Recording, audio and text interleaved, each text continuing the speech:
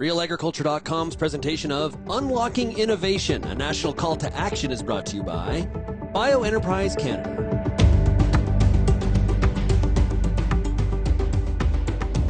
Well, we are back in another episode of this national call to action when it comes to the ag tech and agri-food innovation ecosystem.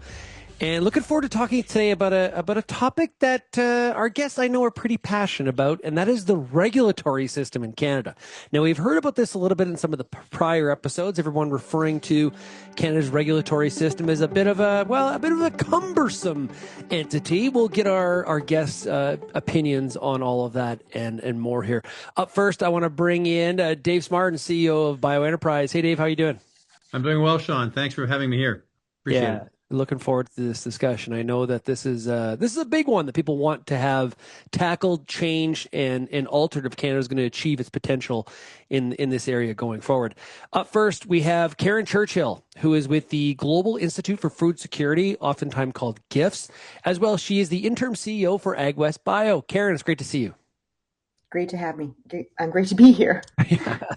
Good stuff. Okay. Also, we've got Darren Anderson. Now, he is the CEO of Vive Crop Protection. How are you doing today, Darren? Doing well. Looking forward to this. I say a lot of times in my speeches that, when you want to hear about regulatory in Canada, just talk to Darren Anderson and pull the string. He's got a great take, and I'm sure we will get into that here in a little bit. So, Dave, let's start off with you. Do you think Canada's what many of our in our roundtables, they called it slow and complex as a description? Okay, so do you think Canada's slow and complex regulatory process is causing us to lose promising innovations and investments in comparison to other countries? Oh, I would say that's what we heard across the country, in the roundtables, and I'm glad Darren's here because he's an example, right? It is cumbersome. It's difficult to navigate, particularly for early stage entrepreneurs who don't have the experience in working with a regulatory system in the past. And we hear a lot of rumors about how much easier it is to work in other regulatory systems in other jurisdictions than it is in Canada. So yeah, I think it is a big impediment. Yeah, it's one thing for the Americans to say, "Oh, Canada, you and your regulatory." It's when the Europeans say it. That's where it's like, whoa, what's going on here?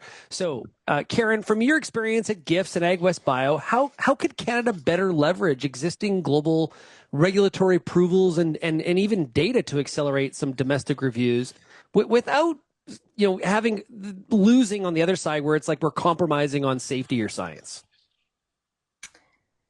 I am a huge fan of Bill C-359 that Cody Blois had backed. I think allowing us to register products that are already registered in two trusted jurisdiction is a really good way to fast track some of the data and analysis has already been performed and really could get us back in the game. I still think that would just be a start and there's more to do, but it would be the beginning when really we actually need to change the whole culture that we have right now in our regulatory system.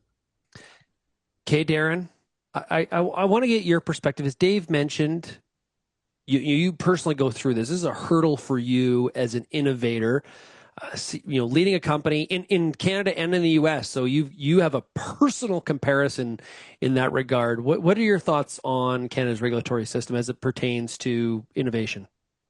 Yeah, well, maybe just to get started, to give a little bit of context. So we're a proudly Canadian company, built in Canada innovation. So the original technology behind everything we do was developed at the University of Toronto. The founders are all Canadian. We're headquartered in Toronto. We've got a 13,000 square foot R&D facility here in Toronto. And yet we consider the US our home market. And I joked internally when we launched our first Canadian market or Canadian product that it was our first export product, despite Canada being home. And so today, if you look at our business, we have 7 products that have regulatory approval in the US, 1 in Canada. We had our first regulatory approval in the US in 2016. Canada, it was 2023. And we normally budget between 1 and 2 extra years to bring a new product to Canada compared to the US.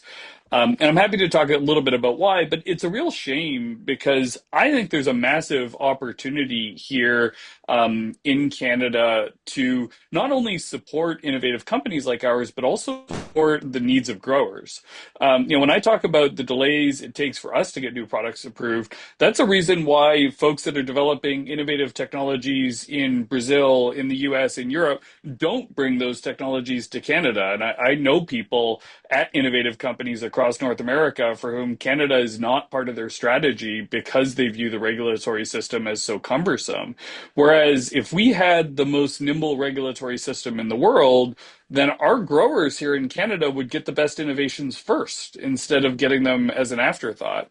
And you've seen some of this start to happen in Brazil. So Brazil reconfigured its regulatory system a few years ago, and now they have a massive amount of innovation, a lot of it related to bio-based alternatives to traditional synthetic products, all because they unleashed the power of private sector innovation.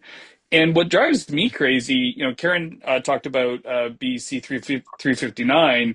Another parallel that I like to draw is the federal government right now is focused on permitting reform around building pipelines and other key infrastructure projects, saying, hey, we should be able to do that in within 2 years, and yet we can't make a decision on a new active ingredient in that time frame and get those tools in the hands of growers.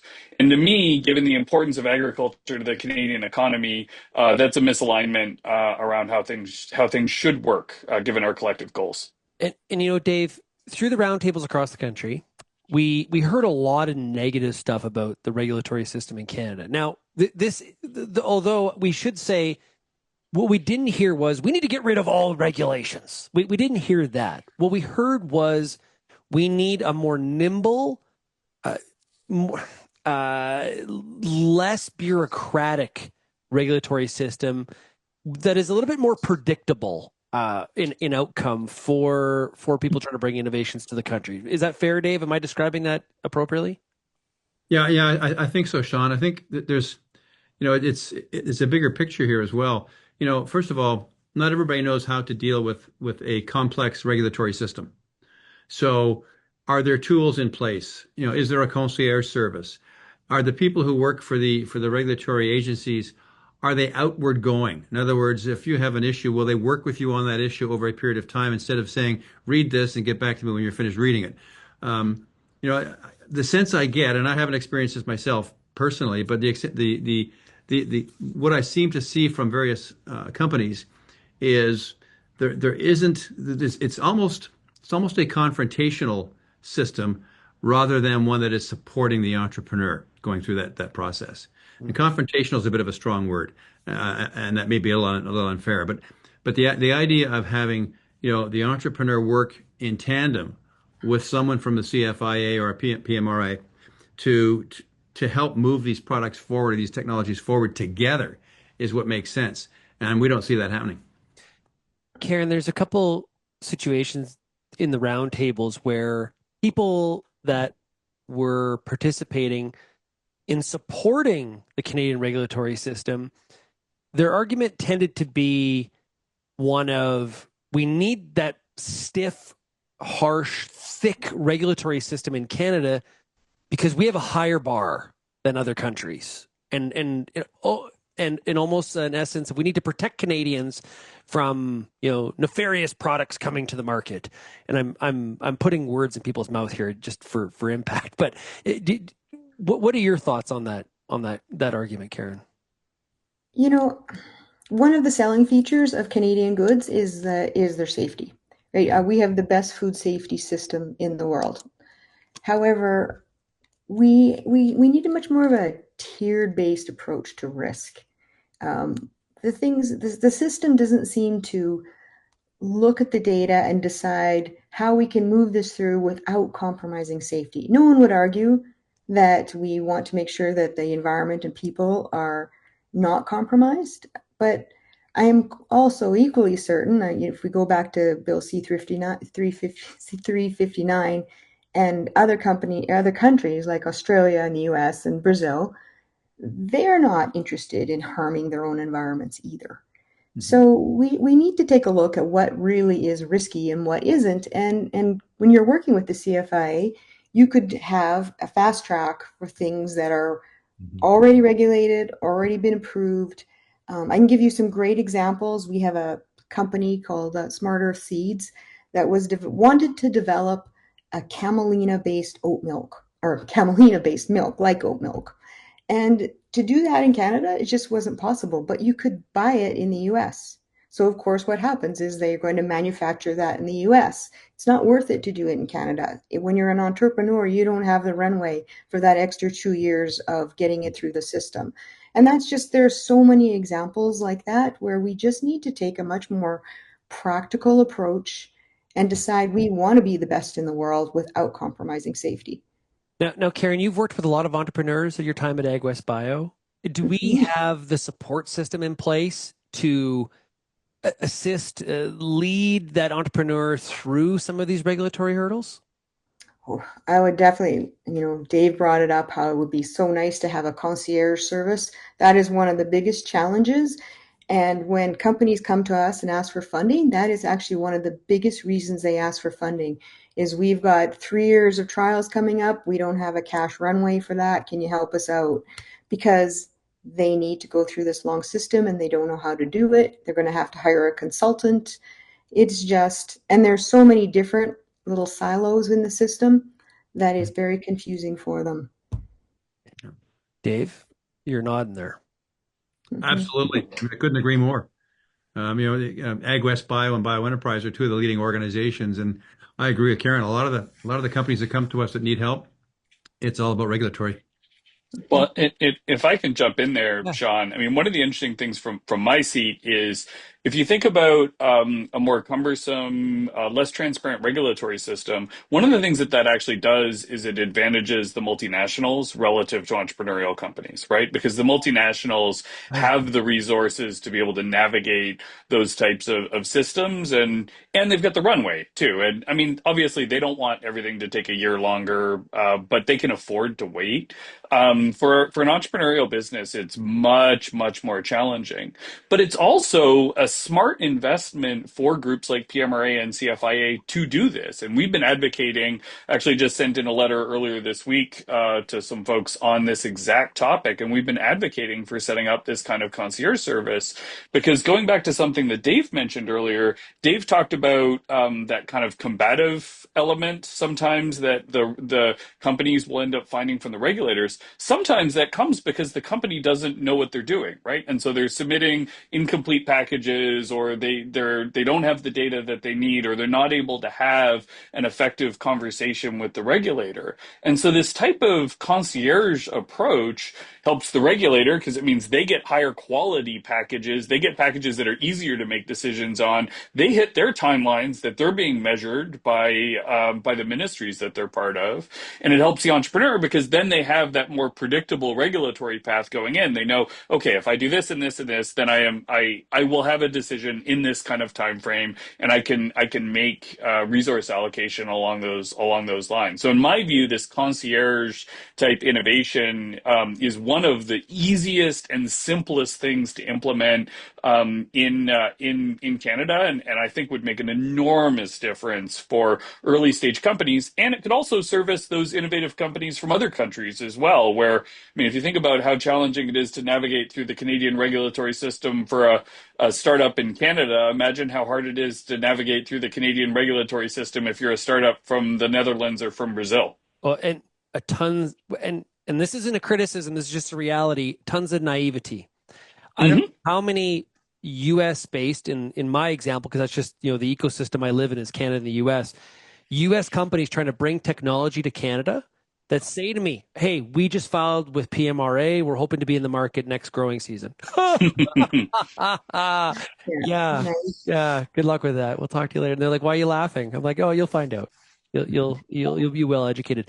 Now, Dave, if you're, I like to do the comparisons with other regions of the world because I think that's how we learn, and we try to take some of the best that's out there and try to make, a Canadian solution in this situation. If I'm an innovator in Omaha, Nebraska, or Paris, France, do I have access to concierge services like this in other countries? I'm assuming that you do in some respects. I know talking to one of our former chairperson here at Bioenterprise, he was describing how much easier it was to get regulatory approval in the United States, and that if you got the regulatory approval in certain states, then all the others fell by the wayside. They all joined in. I believe California was one of the major ones.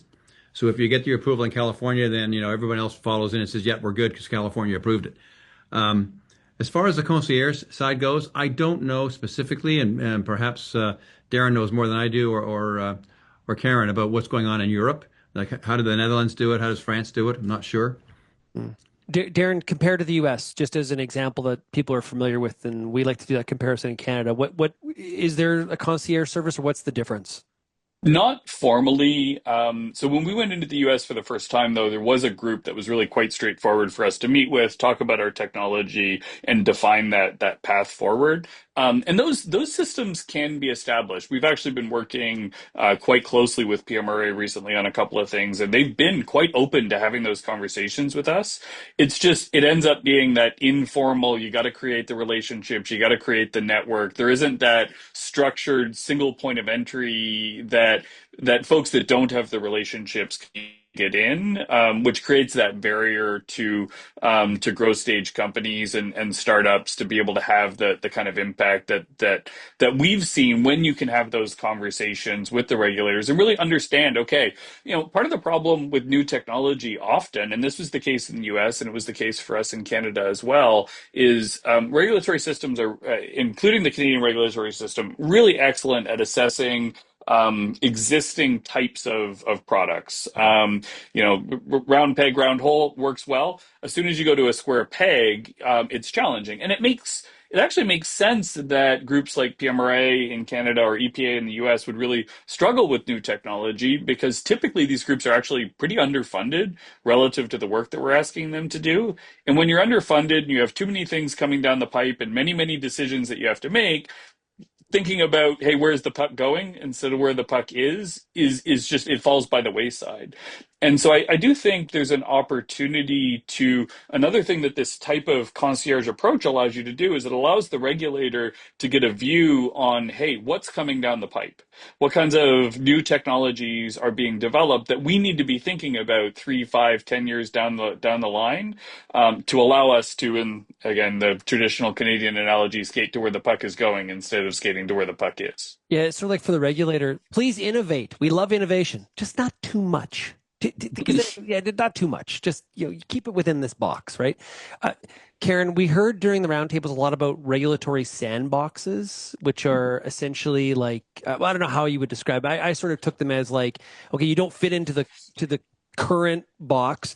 Let's sort of play around in the sand here and come up with something creative, ad hoc that fits what you are trying to accomplish as the innovator. Is that a solution? Do you know, I actually think it is a solution, and it's a better, perhaps, solution than creating a concierge system to navigate a broken system. Whereas the sandboxes, and I've had some experience with them in the seed side of things, you're trying to look at the problems, and everybody's involved in the sandbox. So you get the innovator's perspective, you get the regulatory perspective, and you're allowed to move forward with a huge regulatory oversight, asking yourself every step of the way, what do we need to change to make this better? So you're trying to fix the system at the same time that you've moved a product through more quickly. So it's a really good answer in terms of we really need to fix the system rather than just navigate the system. It's red tape reduction. It is all about the current environment, I think, that we're in, where we're like, we need to be able to do more at home. We need to not just the products to growers, the value added sector, to make more food products, to do more manufacturing here. We're going to have to fix the system with a really long term outcome. This innovative culture I have talked about too is just so important. We have had limited success with the sandboxes, though. They're the right idea, but somehow they're not quite working the way they're supposed to be. And I would love to hear other people who've Yeah. been in a sandbox try to talk about, well, why are they not working the way they intended? Well, you just hope it's not quicksand. That's where Yeah. you're. Uh, Dave, what are your thoughts? I think a lot of it is, someone here mentioned culture earlier on. And, if the sandbox, for example, I think you need to change the culture of the people that you have working for you and some of the skill sets as well. If they're going to be outward bound, working with CEOs, entrepreneurs, researchers as well, I mean, any of those things, you can't rely on the protection of the bureaucracy that is around you and the rules and regulations that are around you. You know, you've got to be able to say, okay, we're gonna make this happen. We're gonna help you make it happen. And the sandbox can do that, but for sure. But I'm not sure we have the right makeup of people who can work in that sandbox to make it happen. Well, I'm gonna, so here's on the culture front related to this topic, and I have not tried to move an innovation through the regulatory system. Okay, so just disclaimer on that. Just talked to lots of people that have. Is it also like a little bit of a just a shift in the mindset from like where it's like, yes, we're gonna figure this out. We'll get you through we're gonna help you through the process. We're gonna make this happen. Versus no, and prove me why I should change my mind. Darren, I see you nodding. Is that Yeah, I would agree with that. And that's been some of the experience that we've had recently that's really been quite positive, where we've been able to work with PMRA on some of the products that we have that are coming down the pipe, and have those conversations and have a collaborative approach. And it really has been really it's really been interesting to see how much of a difference it makes when you really have somebody that will help you understand where the issues are, help you think through different approaches to be able to assess risk, to manage risk, take learnings from other geographies, all of that kind of good stuff that we've been talking about here today. It's been really, really positive. I do think that culture shift and the overall mandate from ultimately the political leadership is really, really important here.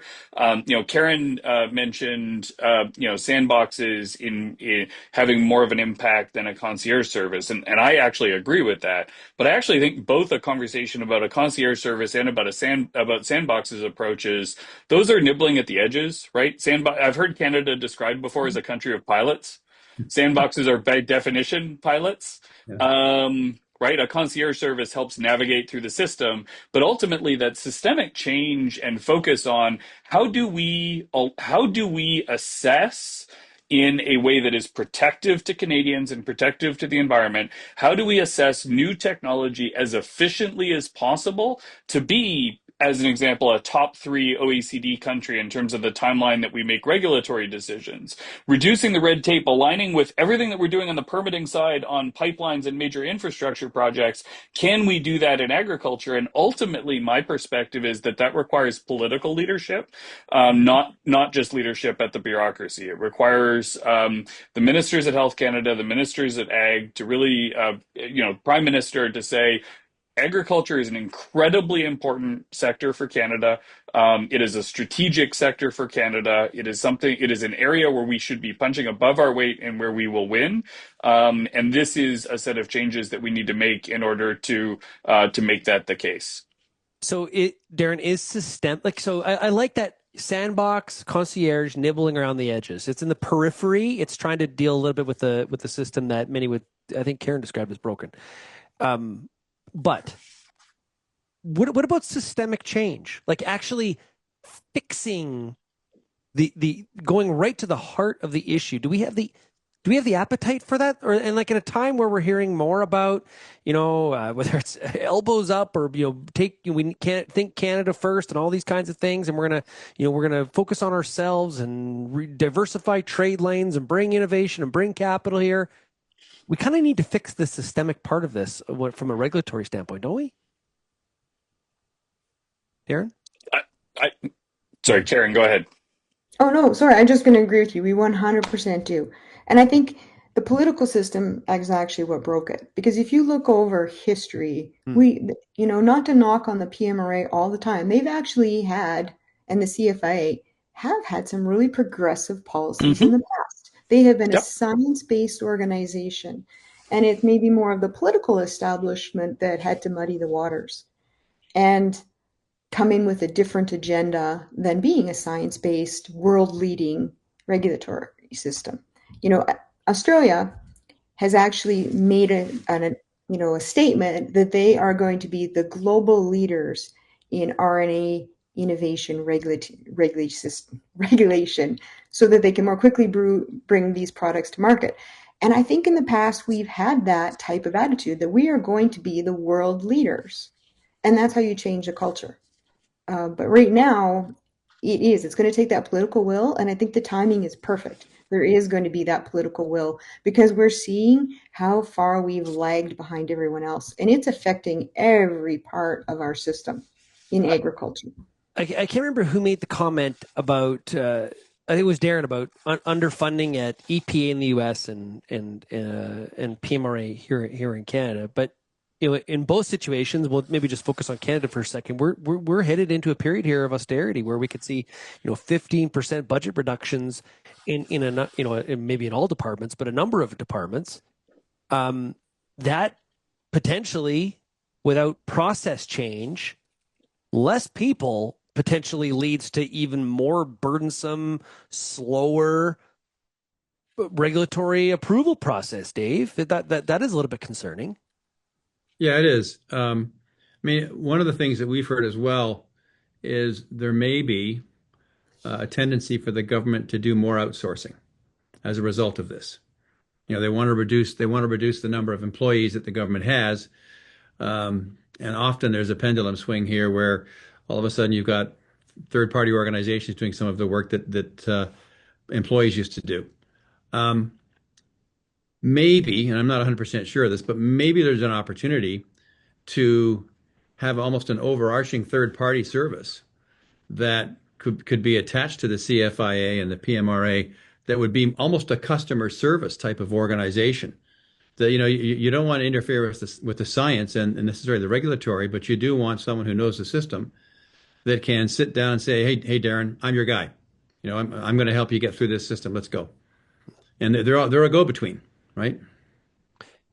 Okay, before we wrap up here, you get an opportunity here. We've talked about a couple different solutions, so let's try to find some others. If you could change one thing about Canada's regulatory innovation support structure tomorrow, as the government tries to reorganize as well heading into the fall, what would it be and why? So, Darren, we'll start with you. My biggest ask would be a political mandate that had two components associated with it.